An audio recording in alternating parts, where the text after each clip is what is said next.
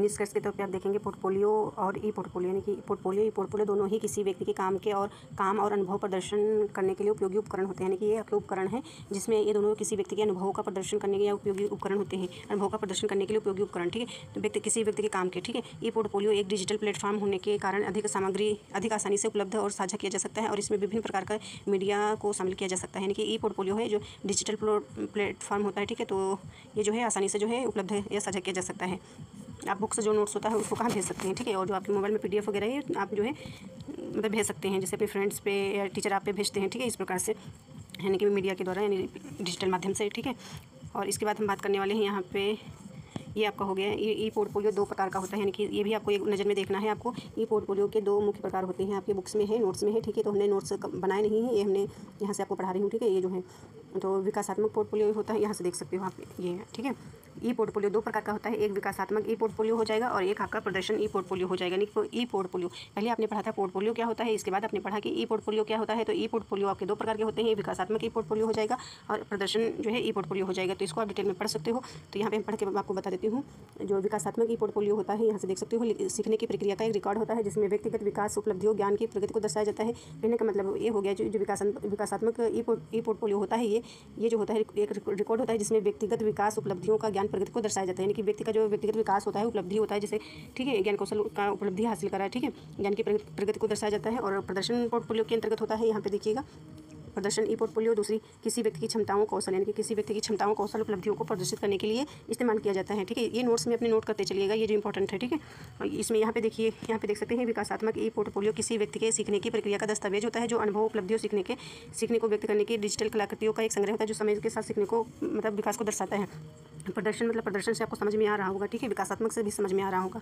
और ये प्रदर्शनी पोर्टफोलियो किसी व्यक्ति की उपलब्धियों, कौशल और क्षमताओं को प्रदर्शित करने का एक मंच होता है। तो इस प्रकार से आप सभी स्टूडेंट पढ़ते रहिएगा, समझते रहिएगा, ठीक है। और उदाहरण यहाँ पे दिया गया है, उदाहरण के तौर पे भी आप देख लीजिएगा, ठीक है। उदाहरण दोनों के दिए गए हैं, ठीक है। तो यानी कि विकासात्मक का भी उदाहरण यहाँ पे दिया गया है, पढ़ लीजिएगा, और इसका भी पढ़ लीजिएगा, प्रदर्शन का। यहाँ पे प्रमाण पत्र, अनुभव शामिल हो सकते हैं और इसमें जो है निबंध, प्रेजेंटेशन शामिल हो सकता है। विकासात्मक के अंतर्गत निबंध, प्रेजेंटेशन आदि शामिल हो सकता है। इसमें अनुभव और प्रमाण पत्र शामिल हो सकता है, प्रदर्शन में अनुभव। और यहाँ पे एक और आपका आता है ऑनलाइन रिपोजिटरी, ठीक है। एक आपका ये टॉपिक आपका ये आएगा, इसको भी आपको पढ़ना होता है। ऑनलाइन रिपोजिटरी एंड ऑनलाइन पुस्तकालय, यानी लाइब्रेरी बोलते हैं पुस्तकालय को, ठीक है। तो यहाँ से समझने का प्रयास करिएगा। ये आपका है, ठीक है। यहाँ से समझिए। तो ये जो आपका हो जाएगा, तो दोनों डिजिटल माध्यम से जानकारी उपलब्ध कराने के तरीके होते हैं। कहने का मतलब है ये ऑनलाइन रिपोजिटरी जो होता है, ये ऑनलाइन जो है आपको जानकारी प्रदान करने का एक माध्यम है। ये भी आपका ऑनलाइन पुस्तकालय, यानी कि ऑनलाइन जो है ये भी आपका एक जो है उपकरण है, यानी कि जानकारी उपलब्ध कराने के लिए, ठीक है। तो ऑनलाइन रिपोजिटरी एक संग्रह है, यानी कि ये जो होता है ऑनलाइन, यहाँ पे लिखा हुआ है, एक संग्रह है जो विशेष रूप से डिजिटल संसाधनों को संग्रहित और वितरित करने के लिए डिजाइन किया गया है। कहने का मतलब ऑनलाइन रिपोजिटरी एक संग्रह होता है जो विशेष रूप से डिजिटल संसाधनों को संग्रहित और वितरित करने के लिए डिजाइन किया जाता है। जबकि ऑनलाइन पुस्तकालय एक विशेष संग्रह है जिसमें किताबें, पत्रिकाएं, अन्य सामग्री डिजिटल रूप में उपलब्ध होती हैं। यहाँ पे इसको पढ़ लीजिएगा और इसको भी पढ़ लीजिएगा, ठीक है। यानी कि ये जो होता है ऑनलाइन रिपोजिटरी, ये डिजिटल संसाधनों का संग्रहित होता है, इसको जो है वितरित किया जा सकता है, ऑनलाइन डिजाइन किया गया है वितरित करने के लिए। और ये जो है आपका ऑनलाइन पुस्तकालय जो होता है, ये आपका किताबें एक व्यापक संग्रह होता है, ठीक है। किताबें, पत्रिकाएं, लेख, अन्य सामग्री शामिल होती हैं, यानी कि ऑनलाइन पुस्तकालय को जो है लाइब्रेरी भी बोलते हैं। यहाँ पे लिखा हुआ है लाइब्रेरी, तो इसको लाइब्रेरी बोला जाएगा, इसको भी याद रखिएगा। ये आपका लाइब्रेरी यहाँ पे लिखा हुआ है, ये रिपोजिटरी, ठीक है। तो अच्छे से इसको याद रखिएगा।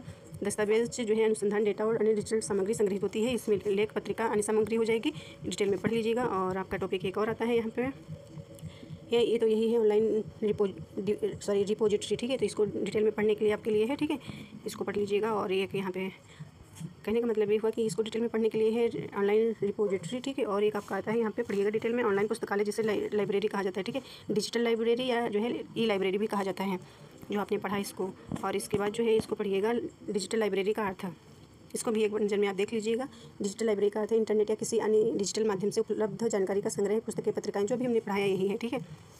और ऑनलाइन मूल्यांकन का मतलब, ये तो पढ़ाया ही हमको लगता है, इसके पहले भी पढ़ाया था। ऑनलाइन मूल्यांकन का मतलब होता है कि जैसे डिजिटल रूप से ऑनलाइन या यहाँ पे देखेंगे ऑनलाइन मूल्यांकन का मतलब, ऑनलाइन जो है ऑनलाइन पेन ही नहीं चला। ऑनलाइन मूल्यांकन का मतलब है किसी भी कार्य या परीक्षा का मूल्यांकन ऑनलाइन या डिजिटल रूप से करना। कहने का मतलब हुआ कि ऑनलाइन मूल्यांकन यानी जो ऑनलाइन आपका मूल्यांकन होता है तो उसको जो है किसी भी कार्य परीक्षा यानी कि जब आप कोई कार्य कर रहे होते हैं, कोई परीक्षा दे रहे होते हैं, तो ऑनलाइन माध्यम से जो आपका आकलन होता है यानी कि मूल्यांकन किया जाता है वो आपका ऑनलाइन मूल्यांकन हो जाता है। यानी कि जैसे कि मूल्यांकन आपका स्कूल में टेस्ट होता है तो वो टेस्ट उस पर ना होकर के ऑनलाइन माध्यम से होता है, डिजिटल रूप में होता है, जिसमें पढ़ा रहे हैं आपका टेस्ट लें। ठीक है, इस प्रकार से हो सकता है। जो लाइव क्लासेस होती हैं इस प्रकार से, जैसे किसी वेबसाइट या ऐप में परीक्षा देना है, यहाँ पे लिखा भी हुआ है, आप देख सकते हो। ऑफलाइन मूल्यांकन का मतलब होता है किसी भी कार्य या परीक्षा का मूल्यांकन कागज आधारित जो है शारीरिक रूप से, यानी शारीरिक रूप मतलब होता है जैसे अपने हाथों से जो लिखते हैं। ठीक है, जैसे किसी परीक्षा में हाथ से लिखना, इस प्रकार से हो जाएगा। इसको आप डिटेल में पढ़िएगा, समझ में आ जाएगा। ऑनलाइन मूल्यांकन और ऑफलाइन मूल्यांकन हो गया। ऑनलाइन मतलब ऑनलाइन जब आप डिजिटल प्लेटफॉर्म पर मतलब परीक्षा देते हैं, ठीक है, तो वो आपका हो जाता है। ऑफलाइन मतलब आप स्कूल में बैठ करके जो आप पेपर देते हैं, कागज़ पर लिखना है, आप जो कागज़ पर लिखते हैं अपनी कॉपी पर लिखते हैं, या जो परीक्षाएं होती हैं पेन पेंसिल वाली, ठीक है, वो आपकी जो है ऑफलाइन हो जाएगी। शारीरिक रूप से आप मौजूद होते हैं वहाँ पे। ठीक है, ये आपका हो जाएगा और अच्छे से पढ़िएगा। और आपका एक टॉपिक और बच रहा है यहाँ पे शेष मूल्यांकन, ये तो नहीं है। और ये तो ऐसे हमने आपके यहाँ पे है, इसको पढ़ा रखा है, छूट गया था आपका, तो इसको हमने एक क्लास में हमने करवा रखा है, तो देख लीजिएगा। ये आपका होता है वेब होता है। वेब का अर्थ होता है वर्ल्ड वाइड वेब, यानी कि जो इंटरनेट पर जानकारी साझा करने एक्सेस करने का तरीका होता है। ठीक है, वेब को ही वर्ल्ड वाइड वेब बोला जाता है। और इसकी पीढ़ियाँ होती हैं, ये चरण कह सकते हो वेब, यानी कि वेब कितने प्रकार के होते हैं या चरण कह सकते हो, ये 4 होते हैं। यानी कि वेब 1 होता है, वेब 2 होता है, वेब 3 होता है, वेब 4 होता है, और इसके अन्य नाम से जानते हैं, जैसे कि सब अलग अलग प्रकार से लोग बोलते हैं। ठीक है, यानी कि हम सभी अलग अलग नाम से। तो 1 डॉट जो है वो बोला जाता है, यानी कि 1.0 या 2.0 हो जाएगा, या कोई बोलता है कि 1 डॉट जो है 0 या 0 कह सकते हो, 1.0 या कह सकते हो 1.0 मतलब 0। ठीक है, 1.0 इस प्रकार से लोग बोलते हैं, पढ़ते हैं। और यहाँ पे वेब जिसे वर्ल्ड वाइड वेब भी कहा जाता है, तो वेब को हमने बोला है कि वर्ल्ड वाइड वेब कहा जाता है, और इंटरनेट का एक हिस्सा है जो दुनिया भर में लोगों को जानकारी साझा करने एक्सेस करने की अनुमति देता है, जो इसके पहले अभी हमने आपको पढ़ाया। ठीक है, साझा करने एक्सेस करने का तरीका है, कहने का मतलब है दुनिया भर में लोगों को जानकारी साझा एक्सेस करने का एक अनुमति देता है वेब जो होता है, यानी कि वर्ल्ड वाइड वेब एक जाल होता है। ठीक है, इस प्रकार से देख सकते हैं पूरा का पूरा डिटेल में, और ये यहाँ पे डिटेल में है पूरा, देख लीजिएगा आप सभी। ये उदाहरण के तौर पे देख लीजिएगा वेब के उदाहरण क्या होते हैं। ठीक है, वेब क्या होता है, वेब का उपयोग जो है समाचार में और शिक्षा के लिए, मनोरंजन और व्यापार, सामाजिक नेटवर्किंग के लिए किया जाता है। यानी कि वेब का उपयोग किस लिए हम करते हैं, तो वेब का उपयोग जो है हम समाचार, मनोरंजन, शिक्षा, व्यापार आदि के लिए करते हैं। ठीक है, और घटक कौन कौन से होते हैं, HTML है और HTTP है। ठीक है, URL है, IP है। इसका फुल फॉर्म याद रखिएगा, हाइपरटेक्स्ट मार्कअप लैंग्वेज, और हाइपरटेक्स्ट ट्रांसफर प्रोटोकॉल है, और यूनिफॉर्म रिसोर्स लोकेटर हो जाएगा, इंटरनेट प्रोटोकॉल हो जाएगा। तो ये सारा आपको याद रखना है, इंपॉर्टेंट है। और यहाँ पे हम बात करने वाले हैं एक इसमें आपका पुस्तकालय, कहाँ पे एक टॉपिक आपका छूट रहा था, और जैसे कि ऑनलाइन ऑफलाइन था, तो इसमें एक और आपका टॉपिक था, नहीं याद आ रहा है। ठीक है, अभी बताएंगे। यहाँ पे आपको हमने इतना सारा आज की क्लास में कवर कराने की प्रयास किया है। ठीक है, ये ऑनलाइन सर्वेक्षण टूल, ठीक है, ये आपका एक छोटा इसी में है कोई स्लाइड। ठीक है, तो ये सारा हमने आपको आज कवर करा दिया है। आई होप कि आप सभी स्टूडेंट को समझ में आया होगा। थैंक यू, मिलते हैं अगले क्लास में अगली यूनिट के साथ। ठीक है, यूनिट सरस्वती अकेडमी में 8वीं में आप सभी स्टूडेंट को गुड आफ्टरनून। पेपर 2 एजुकेशन शिक्षा शास्त्र आज की क्लास में बात करने वाले हैं ई पोर्टफोलियो, यानी कि ये टॉपिक आपका है। ठीक है, यूनिट 8 के अंतर्गत अध्याय का 4th है। ठीक है, तो 4th अध्याय के अंतर्गत जो है ई पोर्टफोलियो आपका जो है टॉपिक है, तो इसके बारे में हम बात करने वाले हैं। ठीक है, तो इसके पहले आप जानेंगे कि पोर्टफोलियो क्या होता है।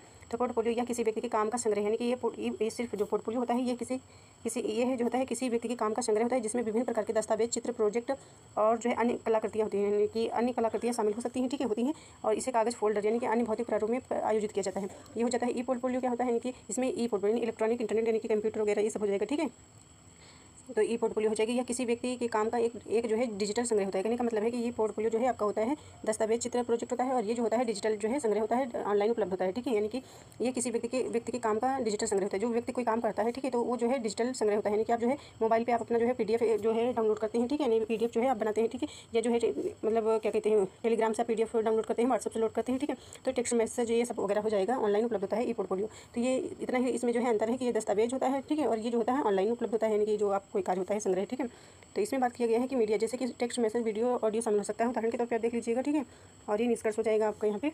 तो ये सारे टॉपिक आपको देखने हैं।